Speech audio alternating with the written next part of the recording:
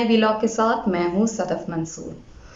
आज के इस प्रोग्राम में हम बात करेंगे तोशाखाना रेफरेंस के हवाले से। नाम सुन के आपको लगा होगा कि ये तो बहुत ही पुराना केस है, इसके हवाले से अब दोबारा बात क्यों हो रही है। इंटरनेट पर तोशाखाना रेफरेंस के हवाले से बहुत सारी बातें पड़ी हुई हैं, ये अब क्यों दोबारा बात होने लगी है। आपने देखा होगा कि खबरों में दोबारा तोशाखाना रेफरेंस जो है ये दोबारा खबरों की जीनत बना। आखिर ये मुद्दा तो मैं खास तकरीबन 10-11 साल पुराना है और इसके ऊपर रेफरेंस जो बना वो तकरीबन अभी कुछ साल पहले बना था। तो जब ये बात रेफरेंस बन चुका और रेफरेंस में फर्द जुर्म आयद की गई थी कुछ साल पहले, तो फर्द जुर्म आयद करने के बाद इसके ऊपर प्रैक्टिकली इसके ऊपर क्या एक्ट किया गया। तो अभी ताज़ा खबर यह है कि तोशाखाना रेफरेंस में जो पहले मुजरिम हैं, अब मुजरिम ही कहूँगी, जाहिर बात है क्योंकि बात ही ऐसी है, जो पहले मुजरिम है नवाज शरीफ साहब, उनकी जितनी पाकिस्तान में जायदाद है उसकी नीलामी का हुक्म आ चुका है। ये खबर तो जाहिर बात है जो शरीफ फैमिली है उनके लिए किसी खतरे की घंटी से कम नहीं। उन्होंने बहुत ज़्यादा मेहनत करके, और अभी ताज़ा तरीन बयान जो मरियम साहिबा का आपने देखा होगा in response to prime minister Imran Khan, जिसमें इमरान खान साहब ने बगैर गिलगित बल्तिस्तान के दौरे पर जब वो 1-2 दिन पहले गए हुए थे और उन्होंने अपने एक तकरीर में बगैर नाम लिए ये कहा कि आपके मुल्क के हुक्मरान इतने ज़्यादा अमीर हैं कि उनकी बाहर उन इलाकों में जायदादें हैं जहाँ पर वहाँ के प्राइम मिनिस्टर्स भी अपना घर बनाने के काबिल नहीं है। तो उस पर फौरन उसी दिन शाम को मरियम नवाज साहिबा का एक ट्वीट आता है और उसमें वो एक तरह से वो कहते हैं ना कि चोर की दाढ़ी में तिनका और चोर की दाढ़ी में तिनका, उनके अपने ट्वीट से वाज़ा था जिसमें उन्होंने कहा कि हम ये क्या नाम है, हमने ये सारी मेहनत से और हलाल के पैसों से अपनी जायदादें बनाई हैं, तुम्हारी तरह कोई ATMs और चंदे के पैसों से और अतियात से जो है वो अपनी जायदादें नहीं बनाई। भाई इमरान खान साहब ने तो आपका नाम नहीं लिया था और आपके खानदान का नाम नहीं लिया था। तिल मिलाने वाली क्या बात है, खामोशी से सुनती, इग्नोर करती। आखिर आपका तो हक हलाल का, मेहनत की कमाई का पैसा है। आपने तो करप्शन करके कोई करप्शन नहीं की, सब कुछ हलाल है, सब कुछ जायज़ है, तो आपको खामोश होकर बैठना चाहिए था। वजाहतें वही देते हैं ना जिनकी दाढ़ी में तिनका होता है। Anyways back to the topic, Toshakhana reference के हवाले से बात करते हैं। मैं थोड़ा सा रिवाइज करना चाहती हूँ अपने उन व्यूअर्स के लिए जिन्होंने सिर्फ तोशाखाना के हवाले से सुन रखा था और ये नहीं जानते थे कि तोशाखाना रेफरेंस था क्या। तो मैं थोड़ा सा रिवाइज क्या करूँगी, आज का पूरा प्रोग्राम है तोशाखाना रेफरेंस के हवाले से है और जो नवाज शरीफ साहब की जायदादें नीलाम करने के हवाले से जो बात आई है उस पर भी बात करेंगे। तो पहले हम इस रेफरेंस के हवाले से बात कर लेते हैं कि आखिर रेफरेंस था क्या। ये एक अहम केस, एक अहम मुकदमा था और कुछ साल पहले का, जिसका नाम था तोशाखाना केस। और अहम मैं इसको क्यों कह रही हूँ, क्योंकि ये अपनी नौइयत का पाकिस्तान की तारीख में पहली दफ़ा ये एक ऐसा केस बना और इसका रेफरेंस दायर किया गया जिसमें एक ही मुकदमे में, अब आप गौर से सुनिएगा कि एक ही मुकदमे में साबिक सदर आसिफ अली जरदारी, उसी मुकदमे में साबिक वज़ीर आज़म यानी कि नवाज शरीफ साहब, उसी मुकदमे में एक और साबिक वज़ीर आज़म यानी कि सैयद यूसुफ रज़ा गिलानी साहब और ओमनी ग्रुप के 2 अफराद, इन सब के खिलाफ नैब ने इस्तदा की थी। अच्छा, जब नैब ने इस्तदा की थी इस केस के लिए तो रेफरेंस दायर किया गया था और नवाज शरीफ चूंकि पाकिस्तान में नहीं इसलिए उनका केस अलग कर दिया गया था। इसीलिए जो आजकल खबरों में ये बात आ रही है कि नवाज शरीफ साहब की जायदादें नीलाम की जाएं और अभी आसिफ अली जरदारी और सैयद यूसुफ रज़ा गिलानी और ओमनी ग्रुप के जो अफराद हैं उनका अभी तोशाखाना के हवाले से नाम नहीं आ रहा है। तो वजह क्या थी? सिर्फ और सिर्फ ये वजह थी कि ये सारे अफराद पाकिस्तान के अंदर मौजूद हैं, इनका तोशाखाना का जो केस है इनको एक तरीके से डील किया जाएगा और जो नवाज शरीफ साहब हैं उनका केस ही अलग कर दिया गया था, क्योंकि जो बंदा, अब तो वो इश्तहारी करार दिए जा चुके हैं, जो बंदा बाहर हो या जो बंदा वांटेड या इश्तहारी हो उसका केस अलग तरीके से डील किया जाता है अगर उसके ऊपर मजीद केसेस या रेफरेंसेस दायर हो चुके हों। इसी वजह से इनके लिए जो वर्डिक्ट आया है और जो कोर्ट का फैसला आया है वो इसी हवाले से आया है।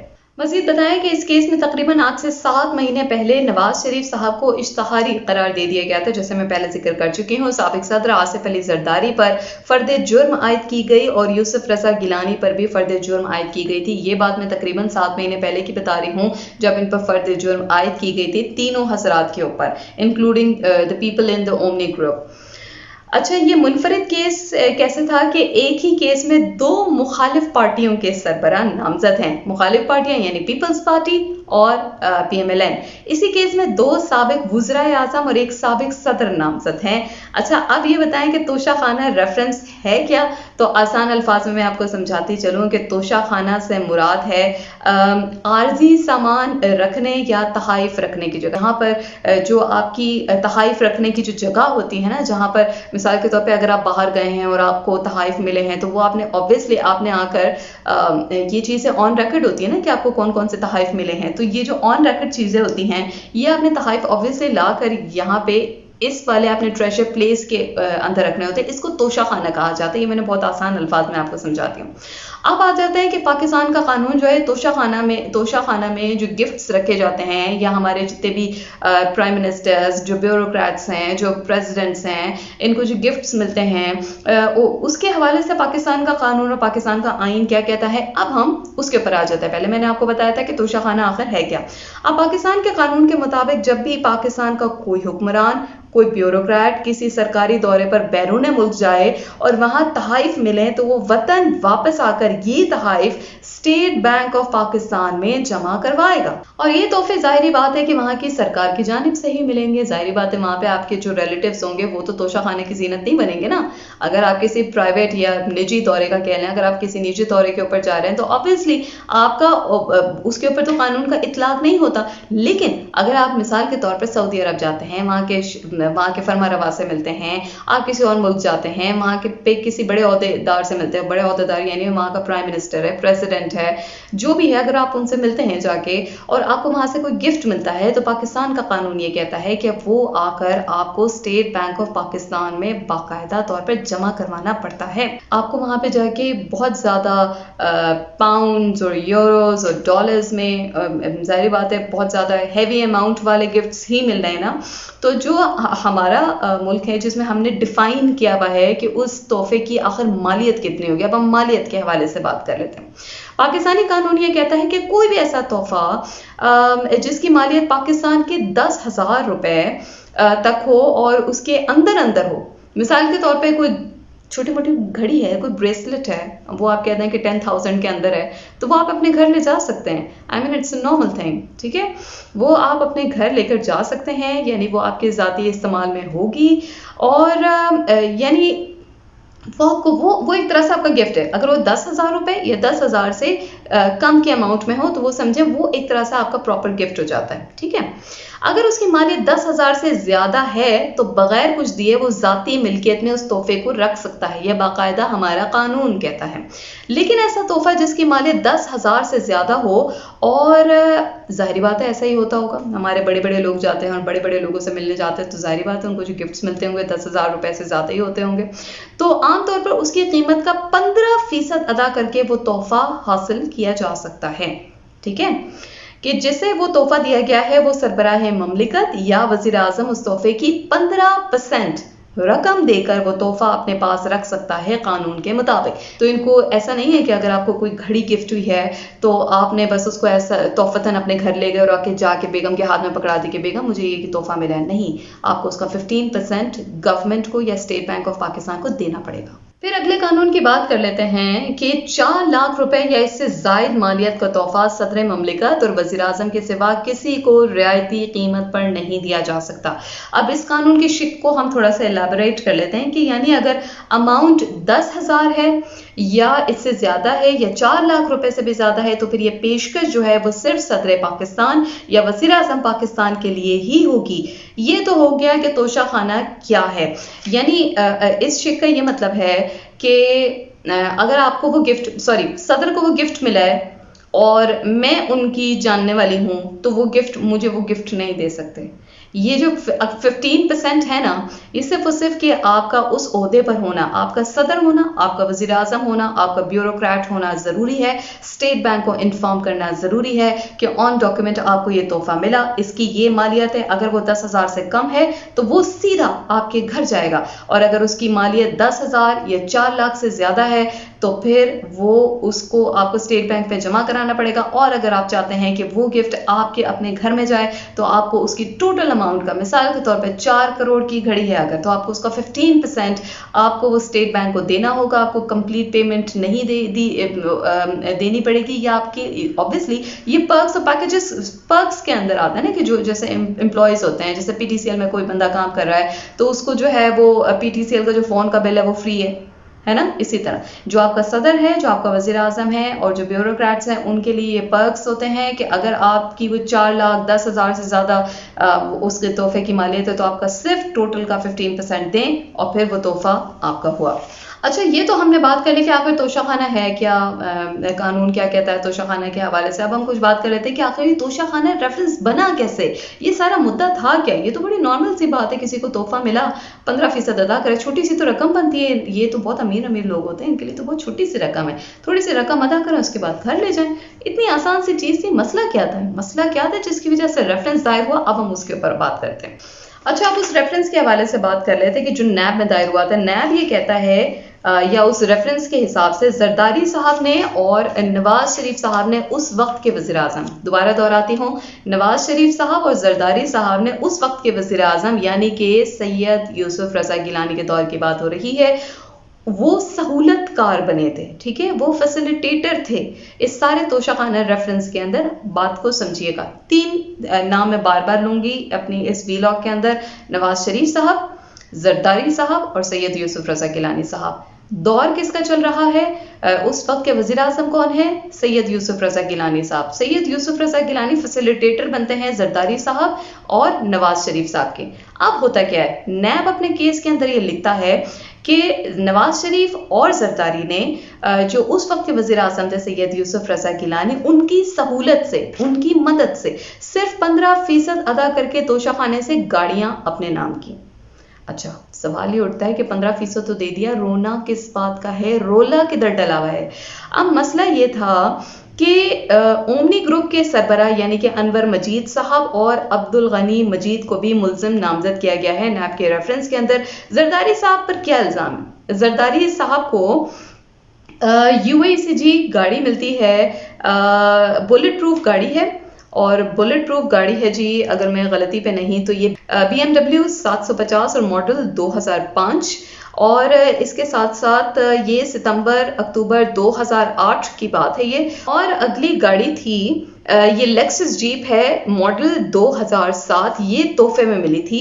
और लिबिया से जरदारी साहब को एक BMW गाड़ी 760 मॉडल 2008 तोहफे में मिली थी। ये 3 गाड़ियों का मैंने आपसे जिक्र किया। साबिक सदर फौरी तौर पर इन गाड़ियों की इत्तला देने और काबीना डिवीजन के तोशाखाना में फिर जमा करवाने के पाबंद थे, जैसे कि मैं आपको पहले भी बता चुकी हूँ कि कैसे आपको स्टेट बैंक को अपने तोहफे जमा कराने होते हैं। लेकिन उन्होंने ना तो गाड़ियों के बारे में मुत्तला किया और ना ही उन्हें जमा करवाया।